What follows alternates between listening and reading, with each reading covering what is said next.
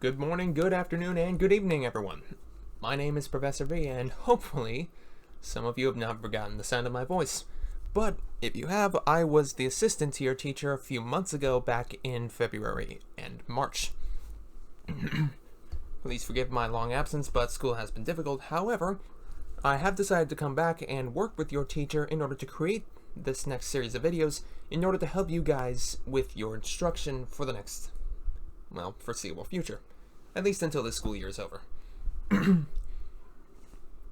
What's the purpose of each of these videos? It's actually quite simple.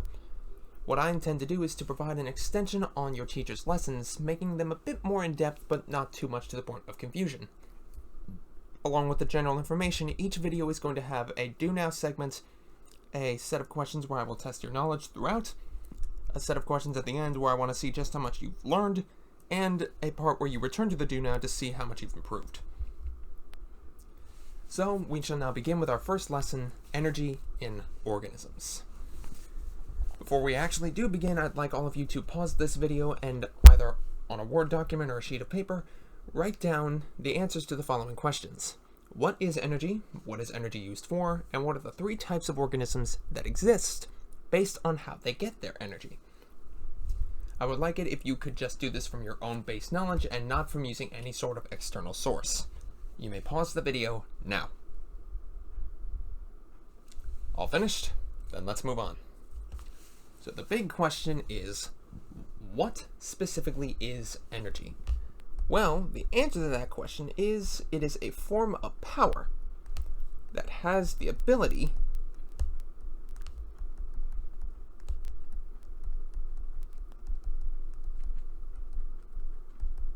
to change a substance to a new form. So for example, let us take this basic reaction. We take two sets of reactants here. These are the old substances. On the left side you see that we have methane, which is CH4, and oxygen. Through a reaction in which energy is added, we will get two new molecules of carbon dioxide and water. Another example is going from ice to water, because in order to do this, we actually have to put energy in. And if we wanted to go back, we have to take it out. Because a common form of energy is heat. So by putting heat into ice, we can make it turn into water. And by taking heat out of water, we can then freeze it and making it ice. Make sense? So a good question is, what specifically is energy used for? And the answer is also simple. Everything. All living things need energy, no matter what they are, and they will need them so that they can live, develop, grow, reproduce, and interact with the world around them. Without this essential component, life simply cannot exist. I would like to go on, but first, I would like you to pause this video and answer to the best of your abilities. What sources, or from what sources, do organisms get their energy from? You are able to provide more than one answer if you believe there is more than one answer. You may pause the video now. Got your answer? Alright then, let's continue. So, how do organisms get their food is a question that I'm hoping is at least on one of your minds.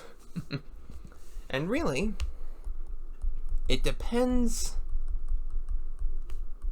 on the organism. For example, there are some organisms that will get their energy from light. And an example of that would be a plant. Another instance would be through plants or animals themselves, by eating them. This, let me put this in parentheses, make it a bit clearer. This would mainly be done by animals. And if any of you know, the process of making energy from light is called photosynthesis. Synthesis meaning creation, photo meaning light. In the next couple of slides, we'll actually talk about the 3 different classifications of organisms based on how they get their energy. And the first up are the producers. When you hear the word producer, what do you think? Because what I think of is something like this, a factory. If any of you know anything about factory work, this is how it works. You take a raw material, in this case aluminum, you put it into the factory. You then get out the finished product. You have produced something that someone can then use from something unusable. The same goes for producers. Here I've given an example of a plant. But we could also do this with algae and even with some bacteria.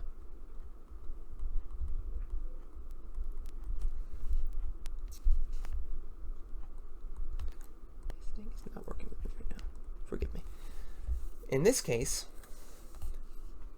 the plant is a factory, and we are able to take the components of CO2, water, and sunlight, which are our raw materials, put them in, and what comes out is energy. That is our finished product.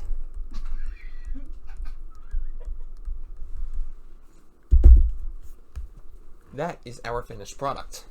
And of course, as I said, this is done via photosynthesis. Now, this energy that the plant produces can either be used by the plant itself in order to keep its processes going, or can be later used by other animals, as we will see in the next slide. The next type of organism is referred to as a consumer. And when you think of a consumer, you think of probably something like this guy. He is an average customer at a grocery store. And what do those people do? Well, they take in a product and then they are able to use it. So let's go back to our Pepsi can analogy. That is the product that we got from the producer. It goes in and then it comes out as a used product.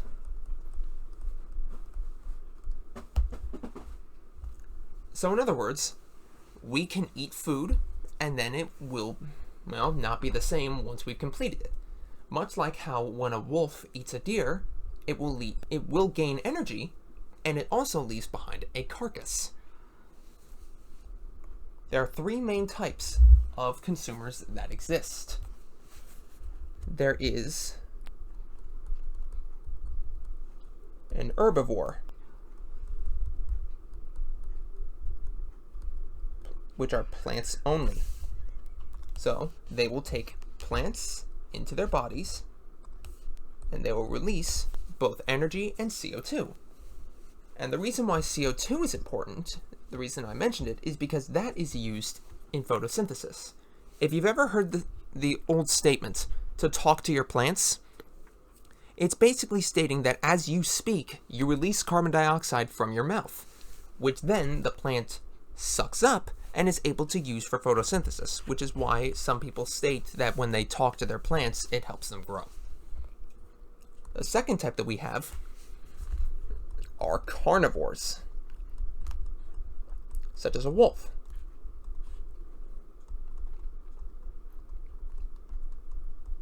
These guys are only able to eat other animals. So, for example, a wolf would be able to consume something like a sheep. The plant, the producer, would get energy from the sun and make its own energy. The sheep then eats the plant and gains the energy that that plant made. The wolf then comes and eats the sheep and gets the energy that the sheep just took. So we have the sheep right here as the energy source, and energy is what we get along with CO2. The third type is an omnivore, which can eat plants and animals. An example of an omnivore would be monkeys, baboons, gorillas, orangutans, and us.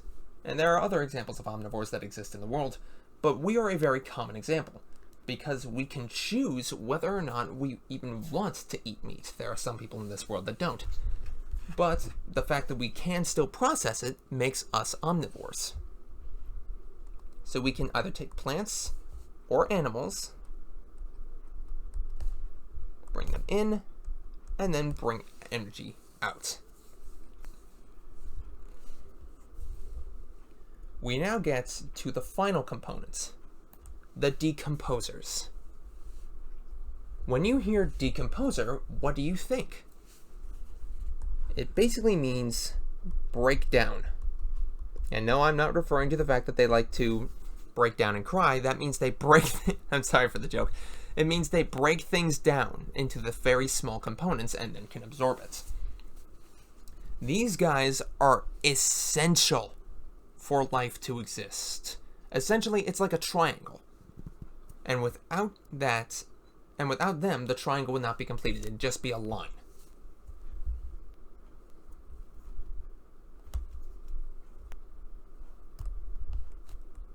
Sorry. So, let's go back to our Pepsi can analogy. So the factory produces the can, the human drinks the can. Then what do you do with the can? Well, you could throw it away, and every human being on the planet could just take every can and throw it away. But then eventually we could theoretically run out of aluminum. And then what do? You gotta find something else. And that's very inefficient. So that is why there are recycling plants, where we can take the used products and break it back down into a raw material that can then be used later. That is how a decomposer works. So for example, common one is a fungus.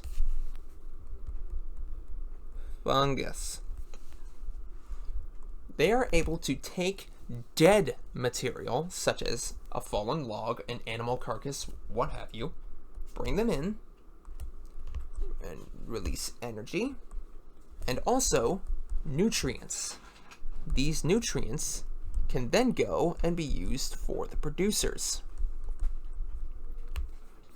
If any of you out there have ever seen the movie The Lion King, then you're kind of knowing what I'm talking about. When Mufasa is explaining to Simba that the antelope eat the grass, the lions eat the antelope, then when the lions die, they become the grass. It is a circle, a continuous circle of life, that all three of these types of organisms are a part of. And there is a very clear distinction between decomposer and consumer. A decomposer can only break down dead material. So a fallen tree trunk that's been uprooted, it's not living anymore, so it can be broken down. A consumer, on the other hand, can technically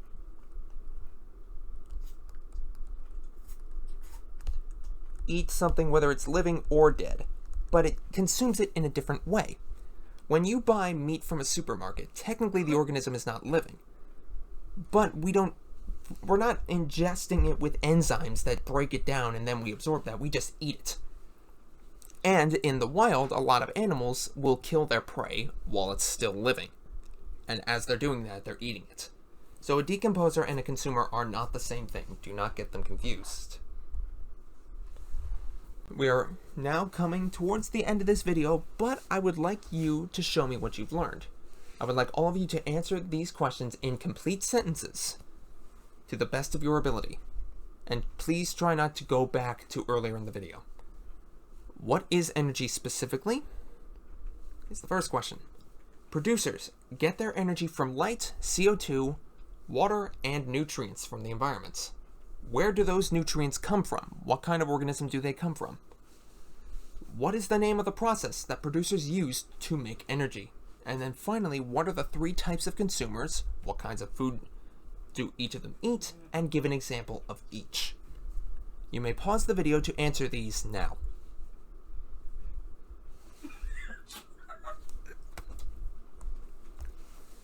So these are the answers. Energy is a power that can cause the change in a substance to go to a new form. A decomposer is what provides the nutrients producers need to make energy. Producers use light to make energy via photosynthesis. And then finally, the 3 types of consumers are carnivores, which eat meat, such as wolves, herbivores, which eat plants, such as roses, and omnivores, which can eat both meat and plants, such as with humans. Now that we are at our end, I would like you to go back to the answers to the Do Now questions you wrote at the beginning of this video. If your original answers were in any way incorrect, I would like you to then try to correct them in complete sentences. But if your original answers were correct, I would like you to try to re-explain them in a more complex manner. If you do so, then that means that you will have demonstrated true mastery. You may pause the video to do so now. And that is all that I have for this video. But I don't necessarily want everything to end here. If any of you have any questions that you would like to ask me, then you can feel free to leave them in the comments below, and I will respond to them as soon as humanly possible. But until then, I will see all of you in the next video. Take care, everybody.